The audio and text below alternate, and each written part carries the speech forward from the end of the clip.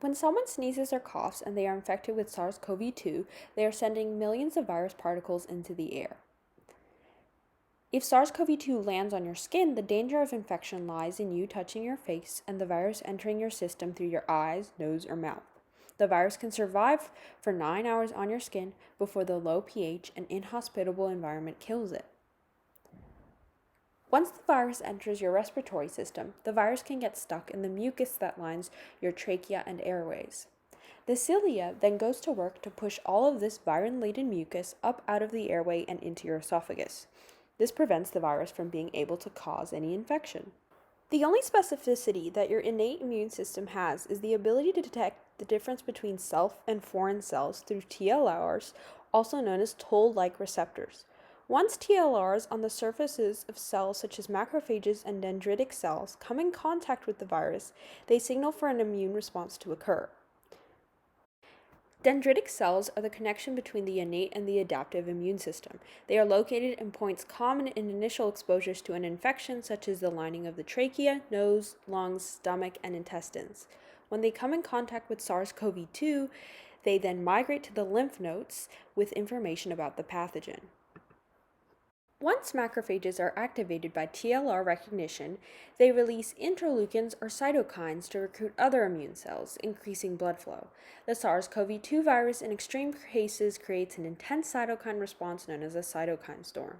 This creates unnecessary and dangerous immune response in which there is an excessive amount of inflammation in the lungs, heart, and the kidneys. Mast cells are found in mucous membranes. They release cytokines and granules in response to SARS-CoV-2, which in turn creates an inflammatory response cascade. Histamine concentration increases in the area of the microbe, and vasodilation occurs, which increases cell traffic and blood flow to this area. When healthy cells are successfully infected by SARS-CoV-2, there are parts of innate immunity that can aid in this line of defense. These are the antimicrobial proteins and the natural killer cells. Natural killer cells release chemicals to lead to cell death in virally infected cells. This leads to apoptosis and prevents the virus from reaching other cells. The complement system is a group of proteins that causes a cascade of reactions that can lead to the lysis of invading cells. These proteins circulate in blood plasma, only activated by substances on the surface of many pathogens. SARS-CoV-2 may activate this system, which in turn promotes more lysis of infected cells and more histamines in inflammatory responses.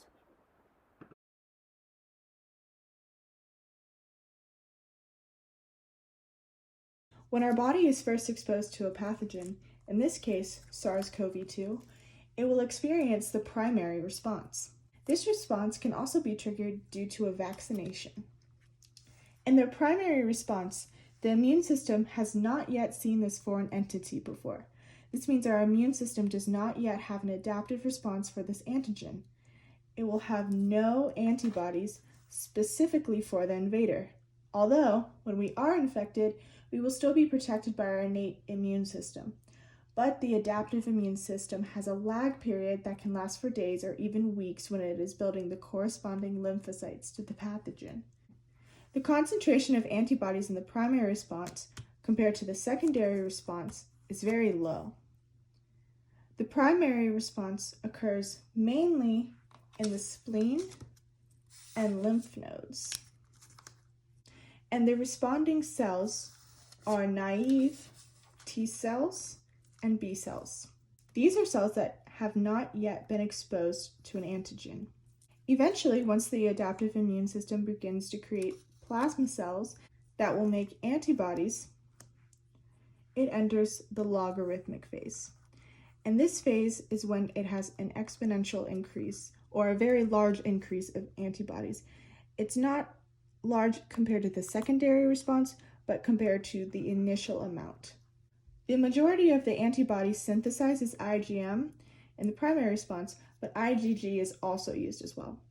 It has a pentameter form, which means that it has 5 antibodies connected by disulfide bonds. After the logarithmic phase, the number of antibodies begins to plateau and then drop to where the number is undetectable. So how does this relate to COVID? Well, this is what happens when a person is first exposed and infected with COVID or is vaccinated without previously having it. The person will have a lag period where there is no antibodies yet made and the innate immune system is doing the most of the work. They will then enter the logarithmic phase where the naive B cells will be stimulated by the presence of the antigen and function as normal B cells. These B cells can either make plasma cells or memory cells. The plasma cells secrete antibodies specific to the antigen, SARS-CoV-2, and the memory cells remembers the specific of the antigen. The naive T cell will be activated by mature dendritic cells. These T cells can then be activated again by cytokines to divide into helper T cells, and those stimulate the growth of cytotoxic T cells, B cells, and macrophages. After this, the SARS-CoV-2 pathogen, or its vaccine form, will be fought off to the point where it is undetectable and the levels of antibodies will drop. Once the body has already been exposed to a pathogen, it creates memory B cells and memory T cells, which helps it fight the pathogen if it were to come again.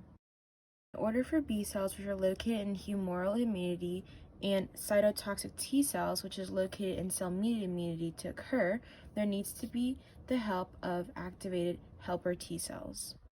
Clones of activated helper T cells are made when an antigen-presenting cell connects with a helper T cell, and this releases cytokines, which produces clones of the helper T cells. In humoral immunity, the activated T cells binds with the B cells, and cytokines are released from the activated helper T cell to the B cell, which helps activate the B cell in humoral immunity. From there, the activated B cells produces either more memory B cells, or they produce plasma cells with secreted antibodies. These antibodies are used against any pathogens that come into the body. The antibody, which comes from the plasma B cells, can either neutralize the virus by surrounding it so the virus cannot connect with other hosts, or the antibody would bind to the antigen, making it more easily recognizable by macrophages, which would encourage phagocytosis. This is called opsonization.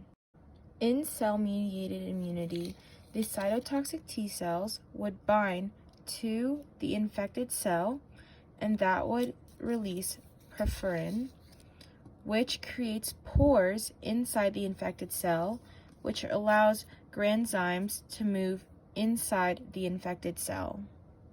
Inside the infected cells, the granzymes help promote apoptosis inside the infected cell, which eventually breaks it apart. A vaccine introduces small amounts of a pathogen into the body.